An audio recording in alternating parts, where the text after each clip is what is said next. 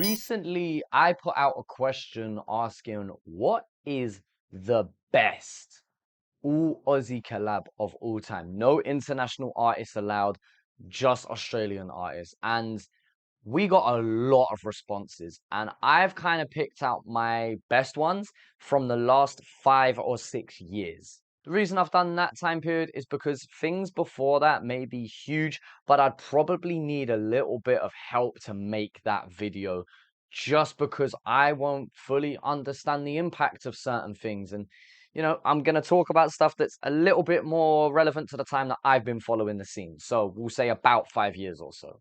Forgive me if something's like 5 years and 2 weeks old. Just allow me, you get the idea. So, for the tracks that I am semi-qualified to speak on, let's go. Growing up, I couldn't wait to be a dad. I was chilling with my brothers while I'm blazing through a bag. Dust to Dust. We covered this track very, very recently, and I really do think it's one of the best collabs of all time. I mean, you've got two of the greatest artists from this scene coming together on this storytelling track here, and if you want to hear me speak on it a bit more, then I will link that video below. But I really just do think that it's just leagues and miles better than some of the other collab stuff they've done. Some people mention the 4 Days in the Trap EP or the 4 Days EP or whatever. I just think this is so much better than the other work that they've put out. Like, I really do think that Dust to Dust is so much better than that 4 Days EP. But that's just my opinion. That's just according to my taste. I don't think you can deny the impact of this song either. I wanna kill somebody, but myself the one I'm killing lately. I never loved nobody till I met my little baby. Like, just the way Husky comes on this track, it just also matches the tone that Chill set for the first 2 minutes and just hits the ground running straight away, man. Yeah, I know a lot of people mentioned about they like the version with Flo's DeLeone on it as well, which is obviously fantastic. I just say that for the sake of subject matter and kind of the direction that it went, I like them separately for their own reasons. But honorable shout out to Flo's being on it, but that is technically an unofficial collaboration, so I won't count that version within this list. But yeah, man, so much love for Dust to Dust. Catch that shit like a virus, smoking a Billy Ray Cyrus, I'm the Osiris. This one here has a huge place in my heart for so many reasons. This was the track that Chill and Bat shared, and that got the ball rolling for me, and I will forever be grateful for them snowballing my journey at that point. I believe it would have happened eventually, but that was the moment that it decided to happen, This was not very long after this track came out. And it would be great to go over this track again in the future and really dive into it. But to mention it here, this is a huge collab. This is like peak Chill and Wombat within that era, and I know that they've both commented on it and kind of said that, Chill kicked on and stayed consistent, whereas Bat didn't as much. But I still believe that you've still got the minerals of two artists that are top of their game at this point, and I do believe that they have gone on to be better versions of themselves, but this is the point where they really were creating noise for themselves. This is the point where there was just such a buzz and a hype around everything going on, and we forever have to acknowledge that, man. So yeah, this track's huge. Flow so cold you can freeze in the summertime. I said flow so cold you can freeze in the summertime, yeah! That's so hype. So hype, man. Oh, my Bat just went, I love it. I love the energy that they bring. It's raw, it's dark, it's that grime energy, despite it not being a really grime track. That was the energy that was being carried at that time forward. And yeah, we're gonna definitely dive deeper into this track at the anniversary of it dropping.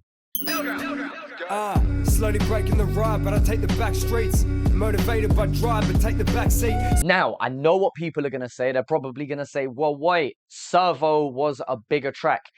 Yeah, maybe it was, but you know what? I really think that Trap Sessions Part 4 is better.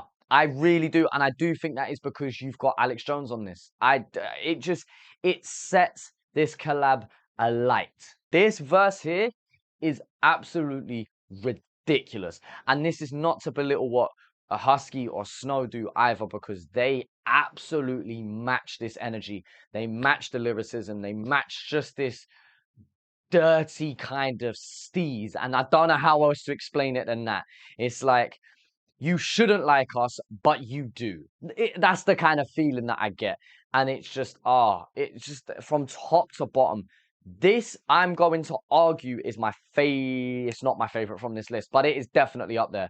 This, yeah, wow. It was 420 Session weed. Never thought I'd turn a 250 like a 10 to 3. Oh my God. And we used to roll 20 deep. Like, bro.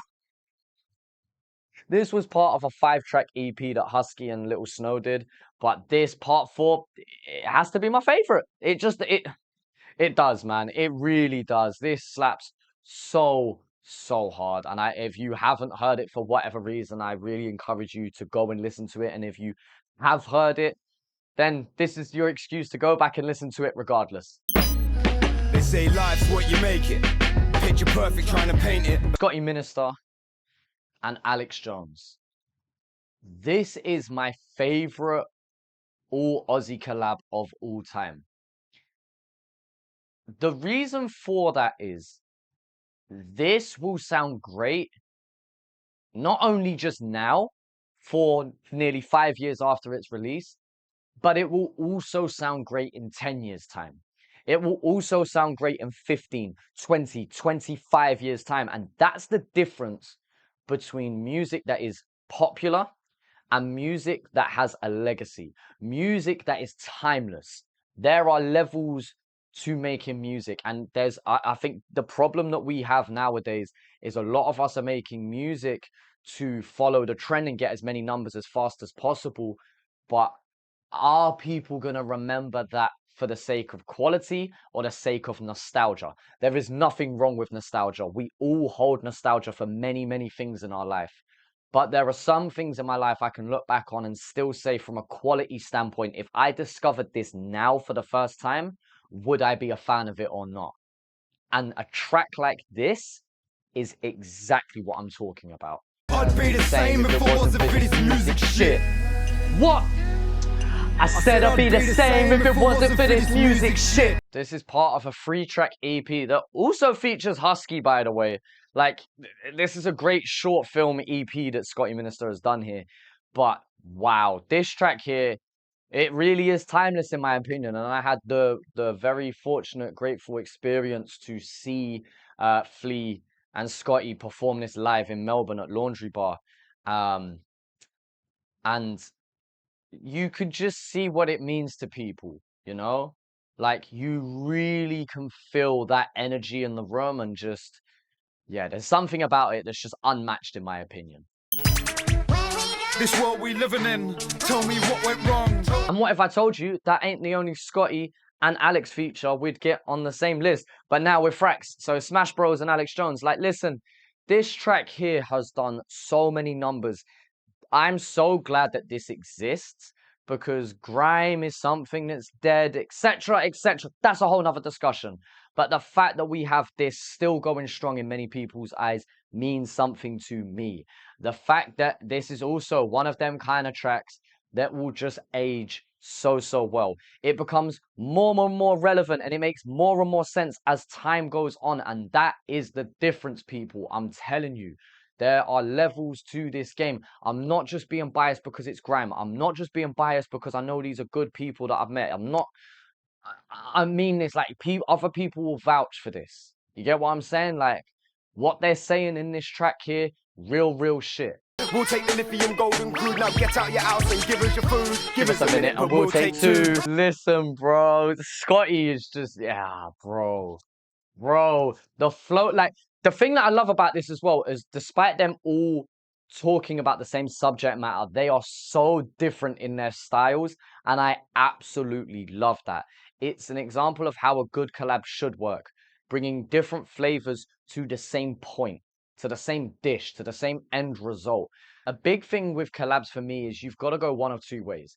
you either have two people who have similar styles that then go and do something different, or you have two or more people that have different styles that still manage to meet at the same point somehow. Like a central train station, there's different train lines, but they all meet at that one point. I get that's how I think collabs should work anyway. That's how the best ones work. And this is an example of how different train lines, different styles have all come into meet at this one central point, and it all works. You know what? I could go for longer because there are so many other names in this list, but I might just make a part 2. So who have I left out in this video that you would really want to see on a part 2? And you may also notice that we had some of the same artists across multiple tracks here. So I'm going to ask you this question. Who is the greatest collab artist in Australia? Because when I look at the list and the comparisons here, bro, I don't even know if I can decide. I'll throw a poll up. Let's see. Who do you think is the greatest collab artist out of Australia?